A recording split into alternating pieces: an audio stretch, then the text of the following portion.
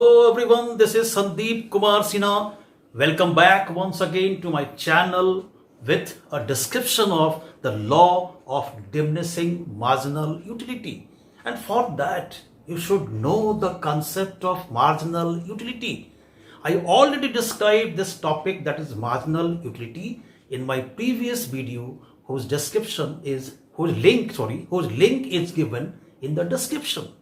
Now let's start the topic, that is law of diminishing marginal utility.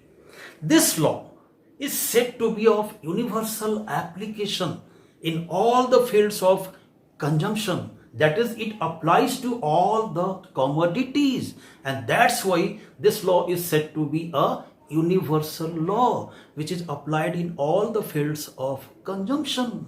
Now the question arises, what does it express? So it expresses an inverse relationship between two parts. That is, one is the unit of consumption of the commodity consumed, and another one is the additional satisfaction, that is marginal utility derived from those additional units of the commodity. And that's why it expresses an inverse relationship. What does it express? The inverse relationship between the units consumed of a commodity and the additional satisfaction derived, that is marginal utility. And in the mathematical format, it can be written in this.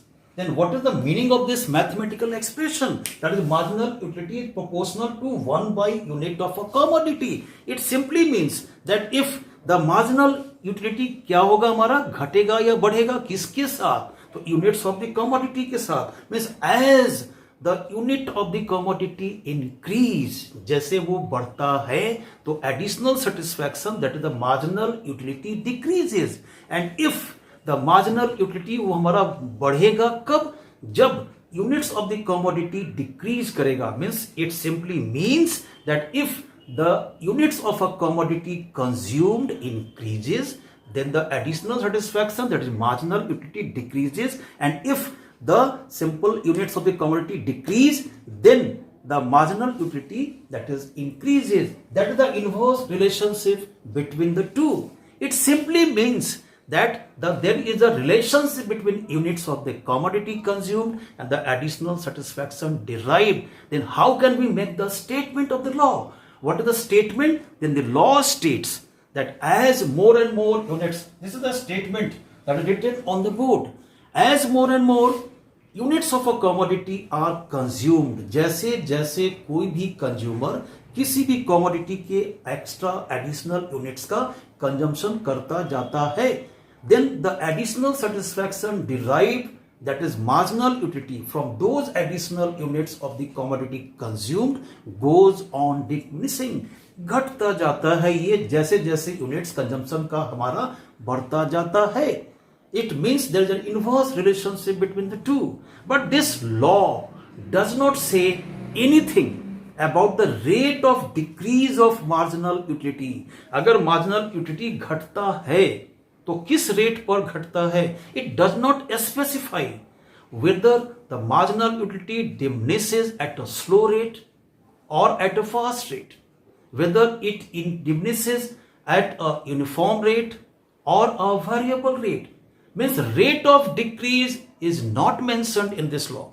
The only statement is that marginal utility gradually diminishes with the consumption of every additional unit of the commodity. ये कोई भी theory holds true if and only if there are certain assumptions on which the theory is based. But this law also holds true if some of the assumptions are true.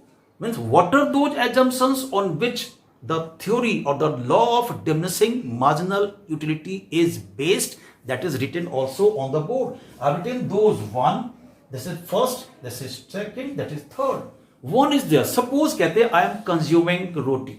रोटी खाते हैं, भूख लगी हुई है, एक रोटी हमने खाई तो क्या हुआ?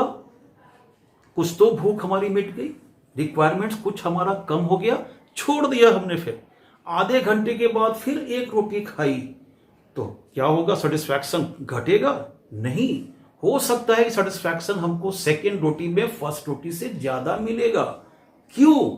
because there is a time gap between the 2 units consumption of the commodity consumed.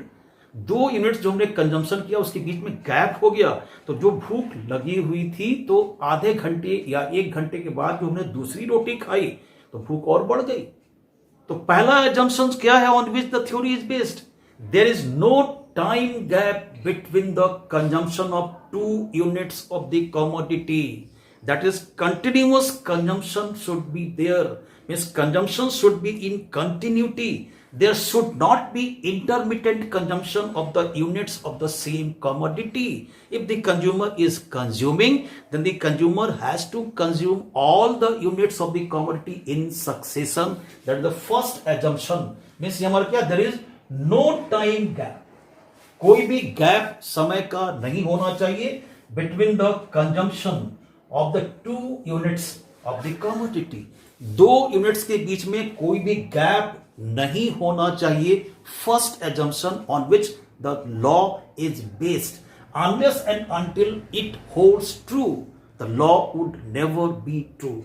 Second assumption number 2, the units of the commodity consumed should be truly identical. Means same to same. जो भी units हम एक commodity का consumption करते हैं वो सब एक जैसा होना चाहिए. If the units of the commodity consumed are not identical, अगर एक जैसा नहीं होगा देन द सैटिस्फैक्शन क्या होगा? हमारा वैरी करेगा. तो यहां पे हमारा सेकंड एजम्पशन क्या लिया हुआ है? The units of the commodity consumed are homogeneous, mean that is same to same, identical in nature, means truly identical in all respects. And third assumptions, during the whole course of consumption. अब हमें अगर मान लिया अभी हम खा रहे थे, फर्स्ट रोटी खाई, अब बीच में घर डाले हमने दे दिया पूरी दे दिया तो मजा और आएगा.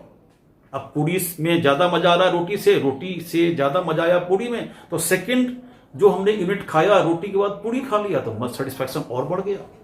तो ये हमारा क्या हुआ? हमारा जो टेस्ट बदल गया.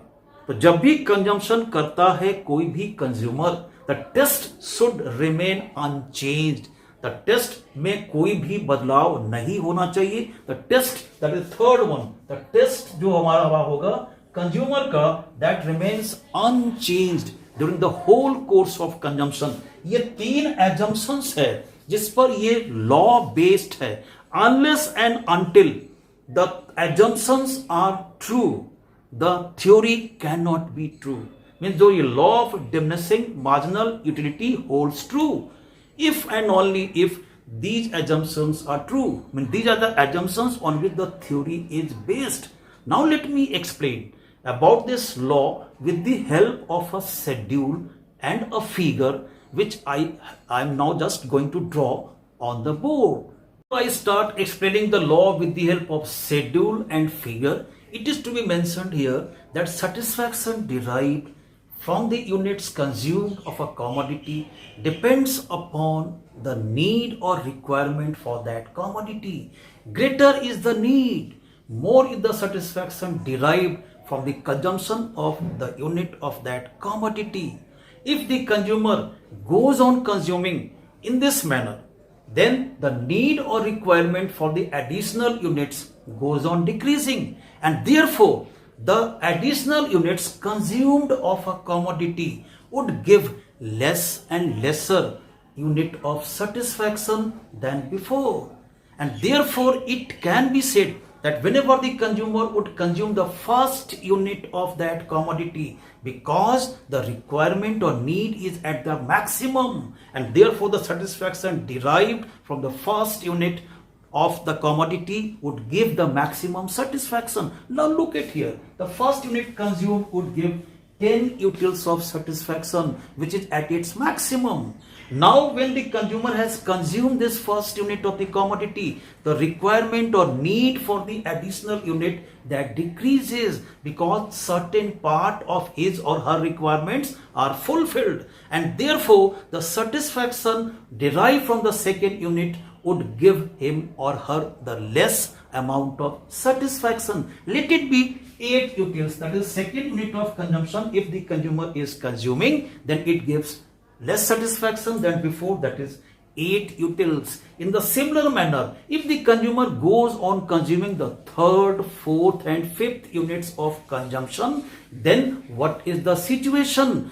Parts of his requirement goes on the level of fulfillment. Need for those additional units goes on decreasing, and therefore the satisfaction derived would be less and lesser than before. Look at the table. The third unit gives 5 utils of satisfaction, less than the 8 utils, that is second unit. Fourth unit gives the consumer the 3 utils of satisfaction, again less than the third unit of consumption. Fifth unit that gives the consumption, the satisfaction to the tune of 2 utils, again less than this fourth unit. Means as the consumer goes on consuming those additional unit in succession, the satisfaction derived would be less and lesser than before, because the fulfillment of the requirement, the certain part of the requirements are fulfilled, and at one stage of consumption it will be equal to 0.